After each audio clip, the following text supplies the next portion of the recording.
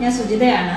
ഞാനിന്ന് ഇവിടെ പ്രസന്റ് ചെയ്യാൻ പോകുന്നത് നമ്മുടെ കക്ക ഇറച്ചി, അതായത് ക്ലം മീറ്റ്. അതെങ്ങനെയാണ് പ്രിപ്പയർ ചെയ്യുന്നത്, റോസ്റ്റിംഗ് മെത്തേഡാണ് ഇന്ന് കാണിക്കുന്നത്. അത് പല പല രീതിയിൽ നമുക്ക് ചെയ്യാം. ഞാനിന്ന് കാണിക്കുന്നത് റോസ്റ്റിംഗ് മെത്തേഡാണ്. അപ്പോൾ ഞാൻ സാധാരണ എപ്പോഴും ഒരു ഫോട്ടോ മാത്രം അങ്ങ് അപ്ലോഡ് ചെയ്യും ഫിനിഷ് ചെയ്തിട്ട്. അപ്പോൾ എല്ലാവരും അതിൻ്റെ റെസിപ്പീസ് ചോദിക്കാറുണ്ട്. അപ്പോൾ അതെങ്ങനെയാണ് പ്രസൻറ്റ് ചെയ്യേണ്ടതെന്ന് പ്രോപ്പറായിട്ട് അങ്ങോട്ട് പഠിച്ചു വരുന്നതേ ഉള്ളൂ. അപ്പം ഇപ്രാവശ്യം എന്തായാലും ഒരു വീഡിയോ തന്നെ അപ്ലോഡ് ചെയ്യാമെന്ന് വിചാരിച്ചു. അപ്പോൾ അതുപോലെ അപ്ലോഡ് ചെയ്യുകയാണ്. അതിൽ പറ്റുന്ന രീതിയിലൊക്കെ ഞാൻ ചെയ്തിട്ടുണ്ട്. പിന്നെ നമ്മൾ ഒരു കാര്യം ചെയ്യുമ്പം, ഇപ്പോൾ റോസ്റ്റ് ചെയ്യണമായാലും അത് നമ്മൾ ചെയ്ത് വരുമ്പം മാത്രമേ അതങ്ങോട്ട് ശരിയാകത്തുള്ളൂ. ആദ്യം ഒന്നും ശരിയാകത്തില്ല. ഫസ്റ്റ് ടൈം, സെക്കൻഡ് ടൈം, ചിലപ്പോൾ തേർഡ് ടൈം ആയിരിക്കും അത് ശരിയാകുന്നത്. നല്ല ക്ഷമയോടുകൂടെ ചെയ്താലേ കുക്കിംഗ് നമുക്ക് പ്രോപ്പറായിട്ട് അങ്ങോട്ട് ശരിയാകത്തുള്ളൂ. എനിക്ക് ഒരു കാര്യം പറയാനുള്ളത്, നമ്മൾ വീഡിയോ ഫുള്ള് കണ്ടിട്ട് മാത്രമേ എപ്പോഴും കുക്കിംഗ് തുടങ്ങാവൂ. ചേരുവകളെല്ലാം ആദ്യമേ എടുത്ത് വെച്ചിരിക്കുക, എന്നിട്ടേ കുക്ക് ചെയ്യാൻ തുടങ്ങാവൂ. നമുക്ക് നമ്മുടെ കക്ക ഇറച്ചി ഉണ്ടാക്കി തുടങ്ങാം. ആദ്യം തന്നെ കടുക് പൊട്ടിച്ച് കറിവേപ്പില ചേർത്ത് നമുക്ക് അരിഞ്ഞു വെച്ചിരിക്കുന്ന സവാള നല്ലോണം ഒന്ന് ഇളക്കി കൊടുക്കാം. ചെറുതായിട്ട് ചെറിയ ഫ്ലെയിമിൽ വെച്ച് വേണം നമ്മളെല്ലാം ചെയ്യാനായിട്ട്. തീ അങ്ങോട്ട് കൂട്ടി വെച്ച് മൂപ്പിച്ചെടുക്കരുത്. എടുത്തു വെച്ചിരിക്കുന്ന ഇഞ്ചി, വെളുത്തുള്ളി, പെരിഞ്ജീരകം, പട്ട ഇവയെല്ലാം കൂടെ മിക്സിയുടെ ജാറിലോട്ടിട്ട് ഒന്ന് ചതച്ചെടുക്കുക. ഇപ്പം നമ്മുടെ ഉള്ളി ഏകദേശം ചെറുതായിട്ടൊന്ന് ബ്രൗണിഷ് കളറായി തുടങ്ങിയിട്ടുണ്ട്. അപ്പം അതിലോട്ട് നമ്മൾ ചതച്ച് വെച്ച ഇഞ്ചി, വെളുത്തുള്ളി ഇടാതെ ചേർത്ത് കൊടുക്കുക. അതും കൂടെ ചേർത്ത് നല്ലോണം ഒന്ന് ഇളക്കി കൊടുക്കുക.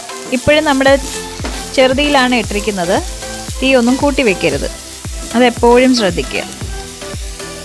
ഫ്ലെയിമെല്ലാം ചേർന്ന് ഒന്ന് മൂത്ത് തുടങ്ങുമ്പോൾ നമ്മൾ അതിലോട്ട് അരിഞ്ഞു വെച്ചിരിക്കുന്ന തക്കാളി ചേർത്ത് കൊടുക്കുക. തക്കാളി ചേർത്ത് നല്ലോണം ഒന്ന് ഇളക്കി അതൊന്ന് വഴറ്റി വരുന്ന സമയത്ത് നമുക്ക് നമ്മുടെ മസാലപ്പൊടികളെല്ലാം ചേർത്ത് കൊടുക്കുക. ഞാൻ എഴുതിയിട്ടുണ്ട് എത്രയൊക്കെയാണ് ചേർക്കേണ്ടതെന്നുള്ള അളവുകൾ. അതിലോട്ട് ചേർത്ത് കൊടുക്കുക. ചേർത്തി അതിൻ്റെ ആ പച്ചമണം മാറുന്നവരെ ഒന്ന് ഇളക്കി കൊടുക്കുക.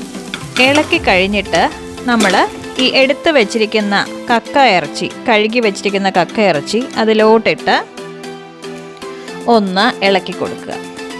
ഇളക്കി മൂടി വയ്ക്കുക. ഞാൻ മൂടി വയ്ക്കുന്നത് ഇവിടെ വീഡിയോ എടുക്കാൻ വിട്ടുപോയിട്ടുണ്ട്. അതൊന്ന് മൂടി വെച്ച് കുറച്ച് നേരം ഒന്ന് വേവിക്കുക. അപ്പം അതിലോട്ടൊന്ന് വെള്ളമെല്ലാം ഇറങ്ങി വന്ന് അത് ആ വെള്ളമയം എല്ലാം പോയി വരുമ്പം നമ്മൾ ഏകദേശം ഒരു പാകവും. പിന്നെ നമ്മൾ ഉപ്പ് എല്ലാം ഒന്ന് നോക്കുക.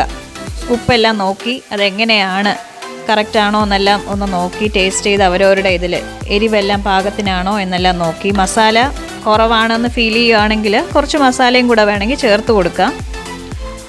എല്ലാം കൂടെ ചേർത്ത് നല്ലോണം ഒന്ന് റോസ്റ്റ് ചെയ്യുന്ന രീതിയിൽ നല്ല വഴണ്ട് വരുമ്പം കുറച്ച് എണ്ണ വേണമെന്നുണ്ടെങ്കിൽ എണ്ണ ഇടയ്ക്കിടയ്ക്ക് ചേർത്ത് കൊടുക്കാം. എണ്ണയെല്ലാം നിങ്ങളുടെ പാകത്തിനായിട്ട് ചേർത്ത് കൊടുക്കുക. ചേർത്ത് മൂപ്പിച്ച് എടുക്കുക. ഞാൻ ഈ എണ്ണ ഇടയ്ക്കിടയ്ക്കൊന്ന് ഒഴിച്ചു കൊടുക്കുന്ന കാര്യം പറഞ്ഞിട്ടുണ്ട്.